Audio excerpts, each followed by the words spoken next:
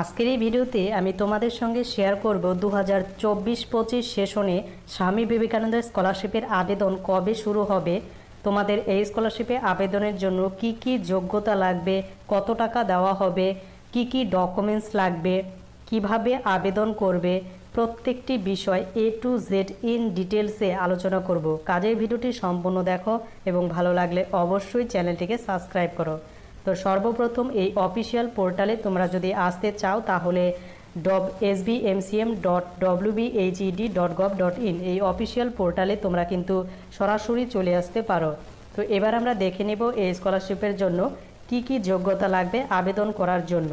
তো তোমরা যারা আবেদন করবে তোমাদের কি কি যোগ্যতা লাগবে। তুমি যদি 2024 সালে মাধ্যমিক পরীক্ষায় পাশ করে থাকো এবং উচ্চ মাধ্যমিক পরীক্ষায় পাশ করে থাকো বা কলেজে পাশ করে থাকো এবং সেক্ষেত্রে তোমার যদি মাধ্যমিক বা উচ্চ মাধ্যমিকে মিনিমাম 60% মার্কস পেয়ে থাকো, অর্থাৎ তোমার যদি 60% ওপর নম্বর থেকে থাকে, তাহলে কিন্তু তুমি এই Swami Vivekananda merit cum main স্কলারশিপে আবেদন করতে পারবে। শুধুমাত্র এই 60% থাকলেই হবে না, তার সঙ্গে অন্যান্য যোগ্যতাগুলি লাগবে। তো কি কি যোগ্যতা লাগবে সেগুলি একে একে তোমাদের সঙ্গে শেয়ার করছি। দ্বিতীয়ত, তোমাদের যে ফ্যামিলি ইনকাম সেটা কিন্তু 2,50,000 টাকার কম থাকতে হবে। যদি এর থেকে বেশি থাকে তাহলে তোমরা আবেদন করতে পারবে না। এরপরে এখানে ইনফরমেশন দিয়ে দেওয়া হয়েছে যে the payment will be made directly beneficiary transfer only, অর্থাৎ টাকাটি সরাসরি ব্যাংক অ্যাকাউন্টে ক্রেডিট করানো হবে। তোমাদের ব্যাংকে কোনো অফলাইন প্রসেসে কিন্তু টাকা দেওয়া হবে না, তাই তোমাদের ব্যাংক অ্যাকাউন্ট থাকা কিন্তু ম্যান্ডেটরি। এবং এখানে অনলাইনে অ্যাপ্লিকেশন করার পর কোথাও কিন্তু হার্ড কপি তোমাদের জমা দিতে হবে না, অর্থাৎ অ্যাপ্লিকেশন।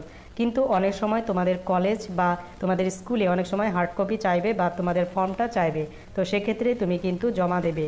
তো এরপরে একটা খুবই eligible will not be allow enjoy any other government বা সেন্ট্রাল স্কলারশিপ, অর্থাৎ তুমি যদি এই স্কলারশিপ থেকে টাকা পেয়ে থাকো তাহলে তুমি অন্যান্য সরকারি স্কলারশিপ থেকে টাকা দেওয়া হবে না বা তুমি কিন্তু অন্য স্কলারশিপে আবেদন করতে পারবে না। তবে এখানে বলে দেওয়া রয়েছে কলেজ থেকে তোমাদের যদি পার্সোনালি কোনো স্কলারশিপ দেয় সেক্ষেত্রে সেটা ইফেক্ট হবে না, অর্থাৎ সরকারি স্কলারশিপ তুমি কিন্তু একটি আবেদন করতে পারবে। তো এখানে কত টাকা দেওয়া হবে, উচ্চ মাধ্যমিক পাস করে কলেজে পড়াশোনা করলে আর্টস নিয়ে সেক্ষেত্রে তোমাকে 12,000 টাকা, কমার্স নিয়ে পড়লেও 12,000 টাকা এবং সায়েন্স নিয়ে পড়লে 18,000 টাকা এই স্কলারশিপ থেকে পেয়ে যাবে।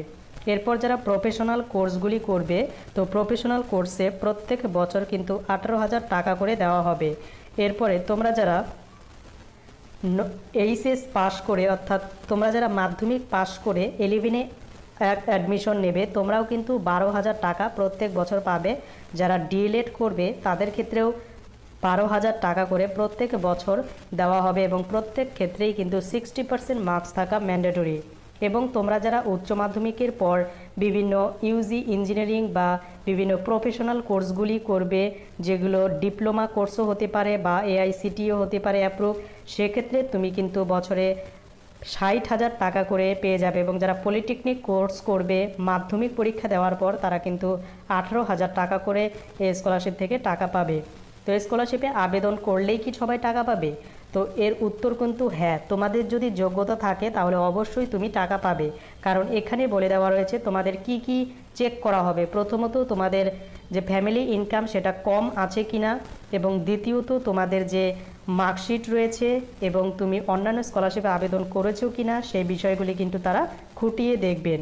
তারপর কিন্তু তোমাকে স্কলারশিপটি দিয়ে দেওয়া হবে। তো এরপরে দেখে নেব এই স্কলারশিপে আবেদনের জন্য কোন কোন ডকুমেন্টস তোমাদের লাগবে। এই স্কলারশিপে আবেদন করার জন্য তুমি যদি মাধ্যমিক পরীক্ষায় পাশ করে থাকো তাহলে মাধ্যমিকের বোথ সাইড এখানে আপলোড করতে হবে, অর্থাৎ এক সাইড আপলোড করলে হবে না, তোমাকে যখন অনলাইনে অ্যাপ্লিকেশন হবে তোমার বোথ সাইড আপলোড করতে হবে। দ্বিতীয়ত, তুমি লাস্ট যে এক্সামে পাশ করেছো যদি উচ্চ মাধ্যমিক হয়ে থাকে তাহলে উচ্চ মাধ্যমিকের কিন্তু বোথ সাইড মার্কশিট কিন্তু আপলোড করতে হবে। তৃতীয়ত, তোমাদের অ্যাডমিশন রিসিভ কপি লাগবে এবং তোমাদের ইনকাম সার্টিফিকেট লাগবে ফ্যামিলির, এবং কন্যাশ্রী ক্যান্ডিডেটদের কিন্তু লাগবে না। তো এক্ষেত্রে ইনকাম সার্টিফিকেট তোমাদের কিন্তু সেখান থেকে আনলে হবে না, তোমাদের কিন্তু বিডিও ইনকাম লাগবে বা এসডিও ইনকাম লাগবে। এরপরে তোমাদের কিন্তু ডোমিসিয়াল সার্টিফিকেট হিসেবে তোমার আধার কার্ড বা যে কোনো ডকুমেন্টস এখানে শো করাতে পারো। এরপর তোমার ব্যাংকের প্রথম পাতা যেটা আছে সেটা কিন্তু লাগবে। এবার বলবো যে স্বামী বিবেকানন্দ স্কলারশিপ 2024-25 সেশনে কবে শুরু হবে। তো এখনও কিন্তু স্বামী বিবেকানন্দ স্কলারশিপ থেকে কোনো ইনফরমেশন নেই, তবে প্রিভিয়াস ইয়ারে যেটা বোঝা যায় যে প্রত্যেক বছর যখন কলেজে অ্যাডমিশন এবং স্কুলের অ্যাডমিশন প্রসেস শেষ হয় তারপরেই কিন্তু স্বামী বিবেকানন্দ স্কলারশিপের আবেদন প্রসেস শুরু হয়। কারণ মাঝখান থেকে হঠাৎ করেই যদি স্বামী বিবেকানন্দ স্কলারশিপের আবেদন শুরু হয় তাহলে অনেক ক্যান্ডিডেট অনেকেই কিন্তু আবেদন করতে পারে না এবং অ্যাডমিশন প্রসেস শেষ হবে তারপর কিন্তু আবেদন শুরু হয়। তবে তোমরা ধরে নিতে পারো আগস্ট বা সেপ্টেম্বর মাসে কিন্তু শুরু হওয়ার সম্ভাবনা রয়েছে। তো যখন শুরু হবে তোমাদের জন্য অবশ্যই লেটেস্ট ভিডিও আনবো এবং স্বামী বিবেকানন্দ স্কলারশিপ সম্পর্কে তোমাদের যদি আরও ইন ডিটেলসে তোমার কোনো প্রশ্ন থেকে থাকে পার্সোনালি অবশ্যই কমেন্ট করে জানাবে। এবং তার সঙ্গে এখানে একটি নম্বর দেখতে পারবে, হেল্পলাইন নম্বর। তোমরা এই হেল্পলাইন নম্বরে যখন তখন ফোন করে কিন্তু জেনে নিতে পারো তোমার যদি কোনো পার্সোনাল কোশ্চেন থেকে থাকে। তো এই পর্যন্ত ছিল Swami Vivekananda scholarship related video. তো ভিডিওটি কেমন লাগলো অবশ্যই কমেন্ট করে জানাতে ভুলো না।